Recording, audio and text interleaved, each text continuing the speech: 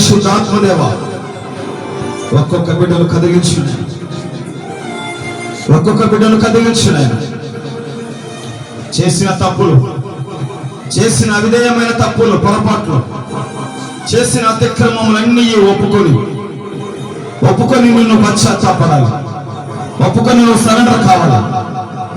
పరిశుద్ధాత్మదేవ, పరిశుద్ధాత్మదేవ, నీ చేసిన పాపాలు, నీ చేసిన తప్పులు, నీ చేసిన పొరపాట్లు క్షమించున్నాయి, పరిశుద్ధపరుచున్నాయి. క్షమించున్నాయనా, క్షమించున్నాయనా. అయ్యా క్షమించయ్యా, అయ్యా చేసిన తప్పులు క్షమించు. నోటి ద్వారా, చూపుల ద్వారా, నడక ద్వారా, ప్రవర్తన ద్వారా, క్రియల ద్వారా ఎక్కడెక్కడ నేను తప్పు చేశాను, ఎక్కడెక్కడ పొరపడ్డానో, ఎక్కడెక్కడ ప్రభా బలహీనమైపోయానో, ఎక్కడెక్కడ కురిగిపోయానో ప్రభా నన్ను క్షమించునాయన, ప్రభా నన్ను క్షమించునాయన, ప్రభా నన్ను క్షమించునాయన అని ఒకసారి నిన్ను నువ్వు శుద్ధి చేసుకుంటావా? ఒకసారి నీ పాపాలన్నీ ఒప్పుకొని పశ్చాత్తాపడి ఆయన రక్తంతో కడగబడతావా? ఈ 5 నిమిషాలు, ఈ కొద్ది నిమిషాలు ఒప్పుకుంటావా? ఈ కొద్ది నిమిషాలు ఒప్పుకుంటావా? ఎక్కడెక్కడ తిరిగి వచ్చావు, ఎక్కడెక్కడ ఇష్టం వచ్చినట్లు మాట్లాడవచ్చు, ఎక్కడెక్కడ నీకు ఇష్టం వచ్చినట్లు తిరిగి వచ్చావు, ఎక్కడెక్కడ నీకు ఇష్టం వచ్చినట్లు మాట్లాడవచ్చు. ఒప్పుకుంటావా? ఒప్పుకుంటావా? పశ్చాత్తాపడు, పశ్చాత్తాపడు. పరిశుద్ధాత్మదేవ, పరిశుద్ధాత్మదేవ,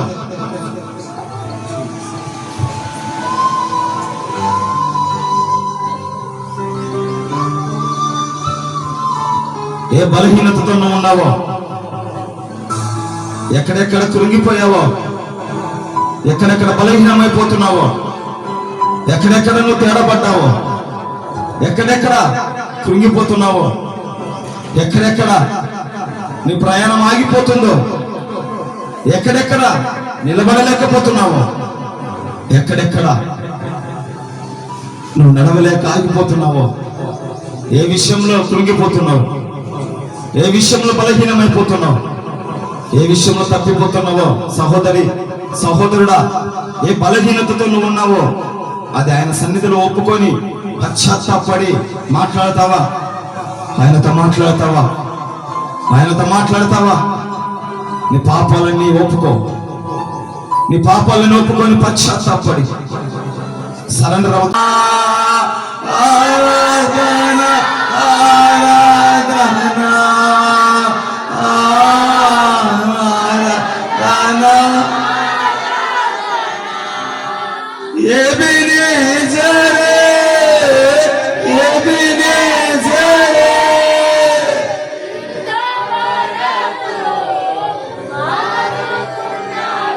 చెప్పు, ఇంతవరకు నిన్ను ఆదుకున్నారు, ఇంతవరకు నిన్ను నడిపించాడు, ఇంతవరకు ఆరోగ్యం, ఆయుష్, బలం ఇచ్చాడు, ఇంతవరకు నీకు శక్తినిచ్చాడమ్మా, నిన్ను నడిపించాడమ్మా. అందుకు చెప్పు,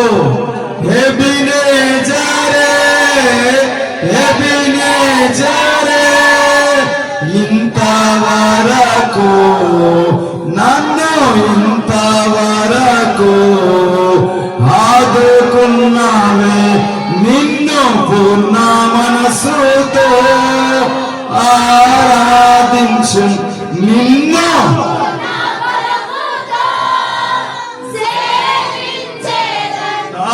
ఆరాధన ఆరాధన ఆరాధన ఆరాధన ఆరాధన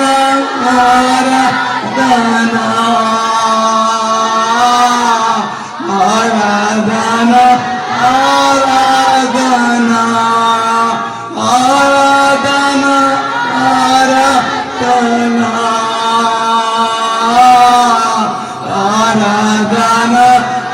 ఆరాధన ఆరాధన ఆరాధన ఆరాధన ఆరాధన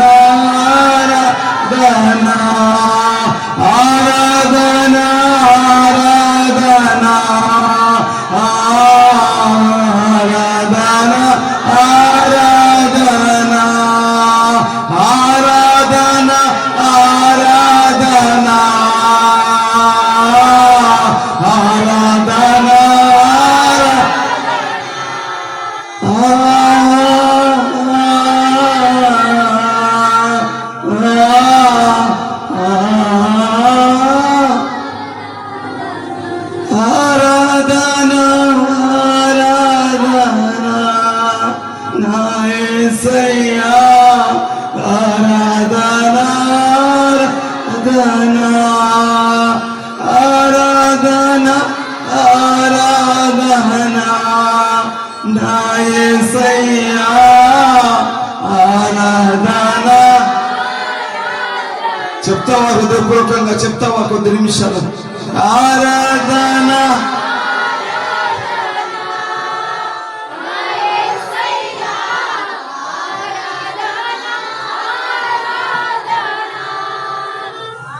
వరకు నీ నామానికి మహిమకరంగా ఘనంగా ఆరాధన జరిగించినందుకు స్తోత్రాలు, కృతజ్ఞతలు, వందనాలు చెల్లించుకుంటున్నాను ప్రభువా. నీ నామానికి మహిమకరంగా ఘనంగా ఆరాధన జరిగించావు, స్తోత్రాలు. యేసయ్యా, మా ఆరాధన అంగీకరించావు అయ్యా. ప్రతి ఒక్క బిడ్డను స్వస్థపరిచావు, ప్రతి ఒక్క బిడ్డను తాకావు, బలపరిచావు నాయనా, నీకు స్తోత్రాలు అయ్యా. ముందున్న సమయం అంతటి నీ చేతికి అప్పచెప్తున్నా, ముందున్న సమయం అంతటి నీ చేతికి అప్పచెప్తున్నా ప్రభు. నీవే నీ నామానికి మహిమకరంగా, నీ నామానికి అద్భుతంగా, నీ నామానికి మహిమకరంగా గొప్పగా నీ వాక్య స్వార్థ వెల్లడవుతూ ఉండగా, నీ వాక్యం బయలుదేరుతూ ఉండగా ప్రభువా, ఆ వాక్యం ఒక్కొక్క బిడ్డ హృదయంలోకి చొచ్చుకొని వెళ్ళాలి ప్రభు. మరి హృదయంలోకి గడ్డ పారవలే దిగాలి యేసు నామములో. పరిశుద్ధాత్మదేవ, నీవే నీ గొప్ప కార్యాలు, అద్భుత కార్యాలు జరిగించు, అద్భుత కార్యాలు జరిగించి వాక్యం వింటూ ఉండగా ఒక్కొక్క బిడ్డ ఆత్మతో నింపబడాలి, ఒక్కొక్క బిడ్డని పరిశుద్ధాత్మతో నింపబడాలి, ఒక్కొక్క బిడ్డ పశ్చాత్తాపడాలి, ఒక్కొక్క బిడ్డ ప్రభా హృదయ పరివర్తన చెందాలి, ఒక్కొక్క బిడ్డ మార్పు చెందాలి దేవా, మార్పు చెందాలి యేసు నామములో. బలమైన ఆత్మ కార్యాలు జరిగించుకోమని, నీ బలమైన అద్భుత కార్యాలు జరిగించుకోమని తండ్రి నీకు వందనాలు, స్తోత్రాలు, స్తుతులు చెల్లించుకుంటూ ఘనత మహిమ ప్రభావంలో చెల్లించుకొని నజరేయుడైన యేసు క్రీస్తు శక్తి కలిగిన నామములో ప్రార్థిస్తున్నాను తండ్రి. ఆమేన్, ఆమేన్.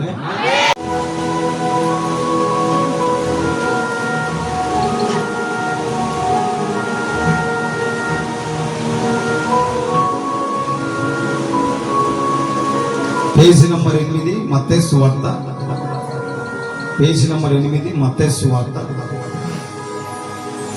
7వ అధ్యాయం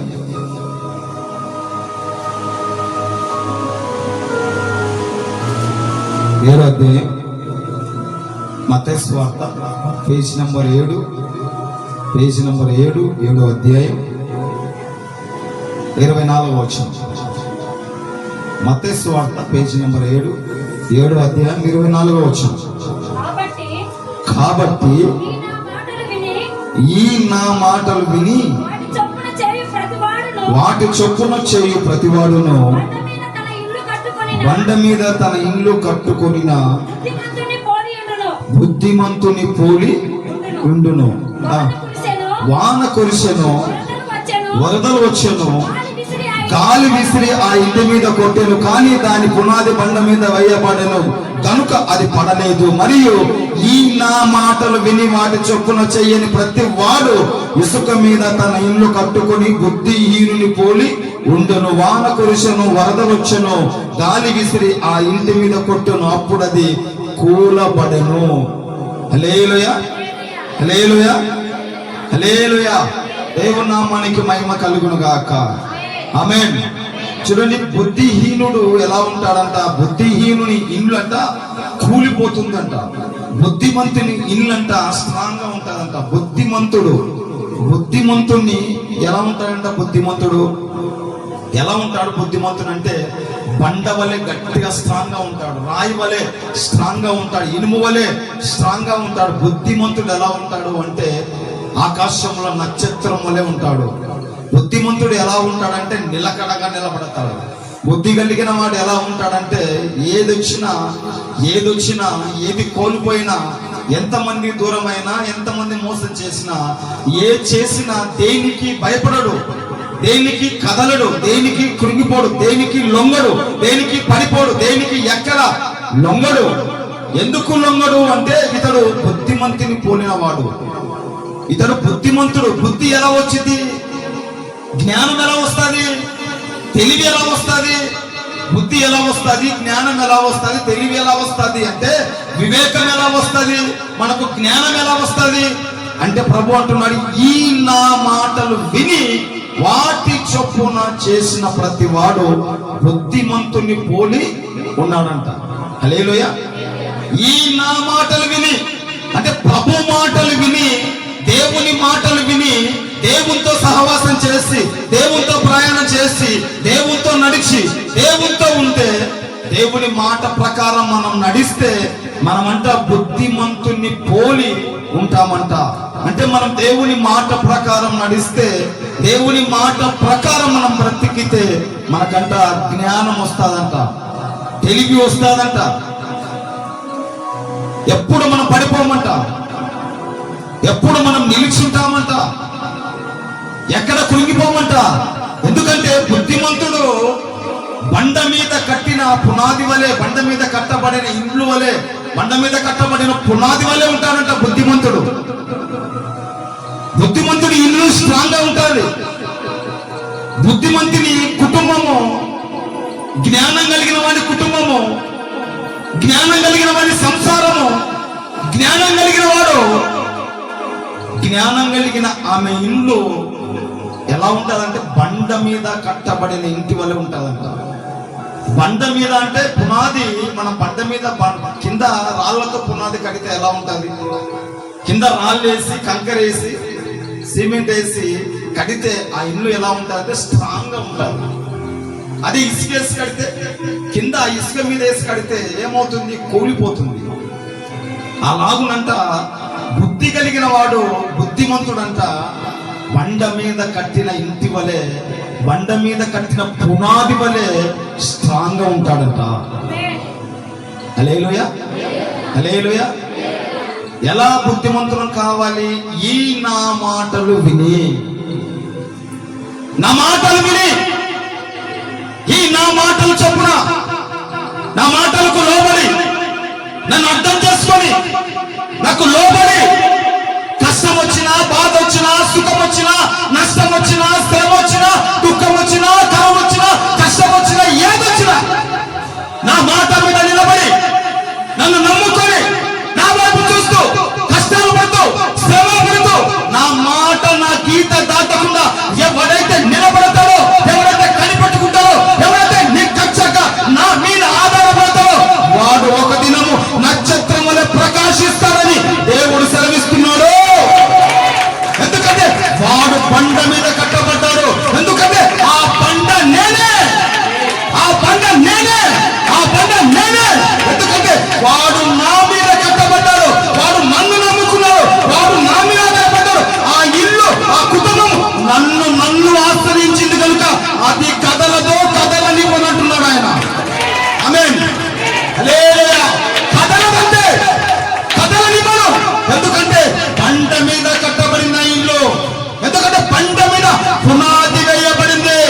కష్టాలు వచ్చినా, శ్రమలు వచ్చినా, నిందలు వచ్చినా, దూరమైన ఎంతైనా ఏదైనా కదలలేదు. నా మీద ఆధారపడ్డారు కనుక నా మీద ఆధారపడిన నా పిల్లలను నేను కదలనివ్వను అంటున్నాడు ఆయన. ఆమేన్, హల్లెలూయా. బండ మీద కట్టాలి మన పునాదులు, బండ మీద కట్టబడాలి మన జీవితాలు, బండ మీద కట్టబడాలి మన జీవితం, బండ మీద కట్టబడాలి మన భక్తి, బండ మీద కట్టబడాలి మన ప్రార్థన, బండ మీద కట్టబడాలి మన ఇల్లు, బండ మీద కట్టబడాలి మన భక్తి జీవితం, మన ప్రార్థన జీవితం, బండ మీద కట్టబడాలి మన ప్రయాణము, మన ఆత్మీయ ప్రయాణము. బండ మీద క్రీస్తు అనే మాట, క్రీస్తు అనే బండ, క్రీస్తు అనే మాట మీద మనము నిలబడాలి. ఎప్పుడైతే క్రీస్తు మాట మీద నిలబడతామో, దేవుని మాట మీద నిలబడతామో, దేవుని మీద ఆధారపడతామో, దేవుని నమ్ముకుంటామో, దేవుని మీద డిపెండ్ అవుతామో, అప్పుడంట ఆ ఇండ్లు కానీ, ఆ కుటుంబం కానీ కదలదంట, కదలదంట. హల్లెలూయా, హల్లెలూయా. ఆ వ్యక్తి గొణగడు, ఆ వ్యక్తి సొనగడు, ఆ వ్యక్తి బెదరడు, ఆ వ్యక్తి ఎక్కడ తలదించడు, ఆమె ఎక్కడ భయపడదు, ఆమె మనుషుల మీద ఆధారపడదు. రాజుల మీద ఆధారపడదు, వాని మీద ఆధారపడదు, వీరి మీద ఆధారపడదు, వారి మీద వీరి మీద కాదు. బండ మీద కట్టబడిన కుటుంబము, బండ మీద కట్టబడిన భక్తి జీవితము, బండ మీద కట్టబడిన వాడు ఎవరైనా కదలరు కదలరు కదలరు. ఎక్కడ భయపడడు, ఎక్కడ తలదించడు, దేనికి లొంగిపోడు. ఆమేన్ ఆమేన్. దేనికి లొంగిపోడంతే, ఎక్కడ తలదించడంతే, ఎక్కడ మాట పడడంతే, ఎక్కడ లొంగిపోడంతే. ఏ పాపానికి, ఏ శాపానికి, ఏ డబ్బుకు, దేనికి ఆశపడడు.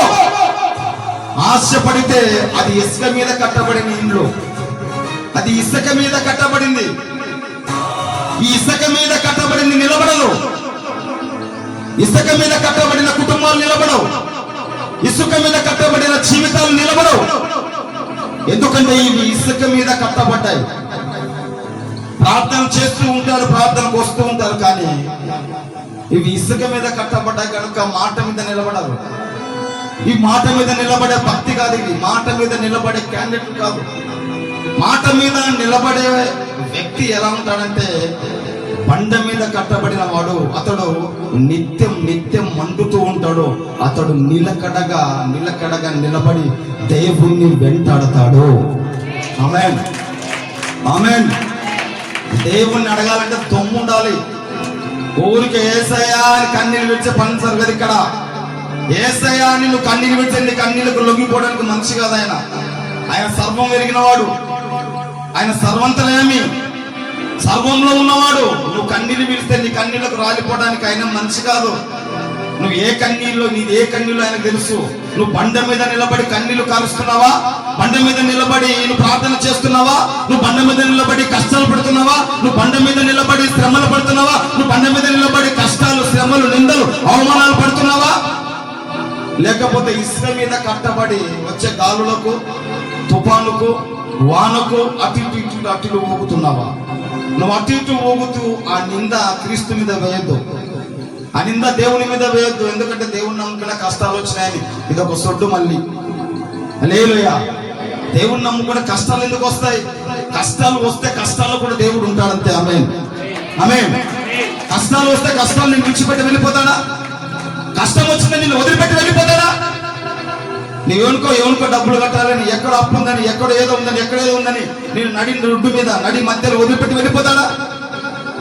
నీకు సమస్య వచ్చింది కదా అని వెళ్ళిపోతాడా? నీకు రోగం వచ్చింది కదా అని వదిలిపెట్టి వెళ్ళిపోతాడా? నువ్వు శ్రమలో ఉన్నావు వదిలిపెట్టి వెళ్ళిపోతాడా?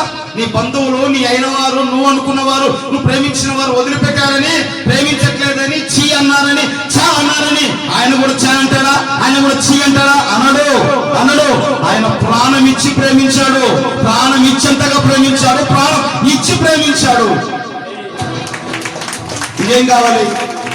ఏం కావాలి? ఎవడిస్తాడు ప్రాణం? ఏమను ఎవడిస్తాడు? ఏమను ప్రాణం ఎవడిస్తాడు? ఏమను నువ్వు ఎవరిని నమ్మి, ఎవరిని ప్రేమించి, ఎవరిని చూసుకొని నువ్వు దారి తప్పిపోతున్నావో, నువ్వు ఎవరిని బట్టి మార్గం తప్పిపోతున్నావో, నువ్వు ఎవరిని బట్టి మార్గం తప్పి నీ జీవితాన్ని, నీ భక్తి జీవితాన్ని ఇసుక మీద కట్టుకుంటున్నావో, ఒక దినం వారు కూలిపోతారు. ఒక దినం ఇసుక మీద కట్టబడిన నీ భక్తి జీవితం కూడా ఒక దినం నువ్వు కూడా కూలిపోతావు. పేరుకు మాత్రమే నువ్వు మందిరానికి వస్తున్నావు తప్ప ఒక రోజు నీ భక్తి కూలిపోతుంది. ఆమేన్ ఆమేన్. సేవకునిగా, దైవజనునిగా నేను చెప్పాల్సిన బాధ్యత నాది. అందుకే మీరు బలలో చేస్తున్నప్పుడు జాగ్రత్తగా ఉండాలమ్మా. బలలో చేస్తున్నప్పుడు జాగ్రత్తగా ఉండాలన్నా. మారన్నన్నా, మార్పు చెందన్నమ్మా, జాగ్రత్తగా ఉండాలమ్మా. ఎందుకంటే నాకు కాదమ్మా నష్టం మీకే, నాకు కాదన్నా మీకే, నాకు కాదు నష్టం మీకే. మీ పిల్లలకే, మీకే శాపం వస్తుంది, మీకే రోగం వస్తుంది. మీ పిల్లలు మీకే అనుభవిస్తారు, శాపాన్ని అనుభవిస్తారు, రోగాలను, నరకయాతను అనుభవిస్తారు. పరిశుద్ధమైన శరీరం, పరిశుద్ధమైన రక్తం, పరిశుద్ధమైన శరీరంలో నువ్వు ఎలా పడితే అలా వచ్చి చేయి వేస్తే దానికి నష్టం నీకే, నాకు కాదు. చెప్పవలసిన బాధ్యత నాది, నేను చెప్తున్నాను. నువ్వు విన్నావా? విని లోబడి, తల దించి లోబడి ముందుకు నడిస్తే నువ్వు దీవెన పొందుకుంటావు. నువ్వు బండ మీద కట్టుకున్న దాన్ని పోతావు. నీ సంసారాన్ని, నీ జీవితాన్ని నువ్వు వినకుండా తోక జాడించి చెవు అలా తిప్పావు అనుకోని, ఇలా చెప్తుంటే ఇలా తిప్పితే ఏమవుతుందంటే ఇసుక మీద కట్టుకున్న దాన్ని అవుతావు, ఇసుక మీద కట్టుకున్న వాడి అవుతావు. ఒక రోజు హఠాత్తుగా నువ్వు కూలిపోతావు. జాగ్రత్త, జాగ్రత్త. హల్లెలూయా. నేను చెప్పట్లేదు, వాక్యం చెప్తుంది. బండ మీద తన ఇంటిని, బండ మీద తన జీవితాన్ని కట్టుకున్నవాడు ఎలా బండ మీద కట్టడం ఈ నా మాటలు విని, అంటే నా మాటలు విని, నా వాక్యం విని, నా వాక్యము చొప్పున, నా మాటలు చొప్పున, నా మీద ఆధారపడి, నన్ను ఆనుకొని, నన్ను ప్రేమించి ముందుకు నడుచుకుంటూ వెళ్ళేవాడు ఎక్కడ పడిపోడు. ఎందుకంటే వాడు బండ మీద కట్టబడ్డాడు. ఎందుకంటే ఆ బండ నేనే అన్నాడు ప్రభు. ఆమేన్, ఆమేన్. నిజంగా మన ప్రభును ప్రేమించే వాళ్ళమైతే, ప్రభును మనం ఇష్టపడే వాళ్ళమైతే, ప్రభును మనం ప్రేమిస్తూ ఉంటే, ప్రభు కంటే దేవుని కంటే మనం దేన్ని ఎక్కువ ఇష్టపడం. హల్లెలూయా. ఆయన అంటాడు, నన్ను ప్రేమించే వారిని నేను ఆస్తికి కర్తలుగా చేస్తానంటాడు ఆయన. హల్లెలూయా. వాక్యం చెబుతుంది, నన్ను ప్రేమించే వారిని, నన్ను ప్రేమిస్తున్న వారిని, నన్ను ప్రేమించే వారిని నేను ఆస్తికి కర్తలుగా చేస్తా, ఆస్తికి వారసులుగా చేస్తా, సంపదగా చేస్తా, సంపదనిస్తా, ఆరోగ్యమిస్తా, ఆయుష్నిస్తా, ఘనతనిస్తా, వారికి ఏం కావాలో అన్ని ఇస్తా, ఆస్తికి కర్తలుగా చేస్తా. నన్ను ప్రేమించే వారిని అనగా నా బండ మీద కట్టుకునే వారిని, అనగా నా మీద ఆధారపడ్డ వారిని, అనగా నన్ను ఆనుకున్న వారిని పూర్ణ శాంతితో నింపి ఆస్తికి కర్తలుగా చేస్తా అంటున్నాడు ఆయన. ఆమేన్, ఆమేన్. హల్లెలూయా. నిజంగా మనం ప్రభువుని ప్రేమించే వాళ్ళమైతే, నిజంగా మనము దేవుణ్ణి ప్రేమించే వాళ్ళమైతే, దేవుణ్ణి మనము ప్రేమిస్తూ ఉంటే, మనము పరిపూర్ణంగా దేవుని మీద ఆధారపడాలి.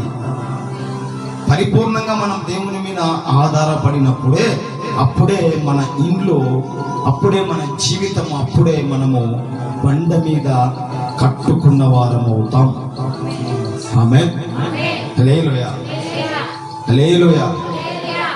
ప్రభుని ప్రేమించే మీరు ఒకవేళ ప్రభువుని ప్రేమిస్తున్నారు అయితే, ఒకవేళ ప్రేమిస్తున్నారా లేదో, ఖచ్చితంగా దేవుడు అన్నవాడు ఉండాలి, ఏదో దేవుడు ఉండాలి, దేవుని ఏదో ప్రార్థన చేసి ఏదో మనకు మంచి చెడ్డ జరగాలి, మంచి చెడ్డ జరగాలి, మంచి చెడ్డ కోసం దేవుని దగ్గరికి రావాలి, వెళ్ళాలి అనే విధంగా ఉన్నారా? ఒకవేళ లేకపోతే దేవుణ్ణి పరిపూర్ణంగా ప్రేమిస్తూ ఉన్నారా? దేవుని ఒకవేళ పరిపూర్ణంగా ప్రేమిస్తూ ఉంటే, ఒకవేళ దేవుని పరిపూర్ణంగా నువ్వు ప్రేమిస్తూ ఉంటే, నువ్వంట ఆయన మాట విని, ఆయన మాటకు లోబడి, ఆయన మాట చొప్పున నీవు నీ ఇంటిని బండ మీద కట్టుకోవాలి. బండ అనగా క్రీస్తు, క్రీస్తు అనగా వాక్యము, వాక్యము మీద, వాక్యం ఏం చెప్తుందో ఆ వాక్యం మీద నువ్వు ఆధారపడాలి. వాక్యం అనగా దేవుడు, దేవుని మీద నీవు ఆధారపడితే అప్పుడు నీ కుటుంబం నీవు బండ మీద కట్టబడిన దానివి అవుతావు. ఆమేన్, ఆమేన్. ఎక్కడ శ్రమ వచ్చినా, కష్టం వచ్చినా, బాధ వచ్చినా, ఎక్కడొచ్చినా, ఏదొచ్చినా కదలవంతే, ఇంకా కదలవంతే, నిలబడతావు. సింహము వలె ధైర్యంగా నిలబడతావు. ఏ పాపం వచ్చి నీ ఎదురు నిలబడినా,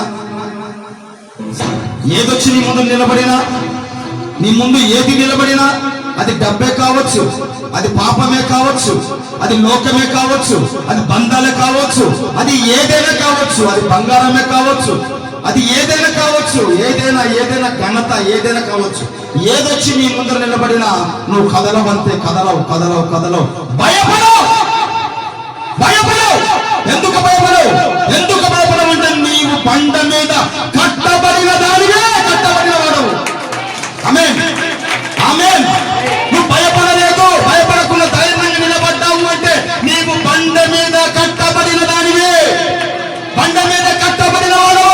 ఒకవేళ నువ్వు భయపడుతూ ఉంటే, ఒకవేళ నువ్వు దేవుని శక్తిని ఆశ్రయించగా ప్రతి దానికి భయపడుతూ దారి తప్పిపోతూ ఉంటే, నీవు ఇసుక మీద కట్టబడిన దానివే.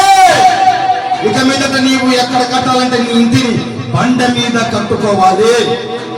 అనగా నీవు దేవుని మీద పరిపూర్ణంగా, కొంచెము కొంచెము కాదు, పరిపూర్ణంగా, అనగా పరిపూర్ణంగా అంటే పరిపూర్ణంగా హత్తుకోవాలి. దేవుని పరిపూర్ణంగా ఆయన హత్తుకోవాలంటే, పరిపూర్ణంగా ఆయన పాదాలు పట్టుకోవాలంటే, పరిపూర్ణంగా ఆయన మీద వాడిపోవాలంటే, పరిపూర్ణంగా ఆయన పాదాలు ఎదుట పడాలంతే. ఆమేన్, ఆమేన్, హల్లెలూయా. పరిపూర్ణంగా మనం ఆయన మీద డిపెండ్ అయిపోవాలి. అప్పుడే మనం దేవుని బలమైన కార్యాలు చూడగలం. ఆమేన్, ఆమేన్. బుద్ధిమంతుని పోలిన బండ మీద కట్టబడిన వాడు, దేవుని వాక్యాన్ని విన్నవాడు ఎలా ఉంటాడంటే బుద్ధిమంతుని పోలి ఉంటాడంట. బుద్ధిమంతుని వీడు ఎలా ఉంటాడు, ఈమె ఎలా ఉంటాడంటే బుద్ధిమంతురాలు, జ్ఞానం కలిగిన రాలు, అర్థం చేసుకునేది. ఎలా ఉంటా చూడు, ఒక స్త్రీని మీకు పరిచయం చేస్తా. ఆమె ఎలా ఉంటా ఒకసారి చూడు. బైబిల్ తేలి 1 సమూయేలు గ్రంథం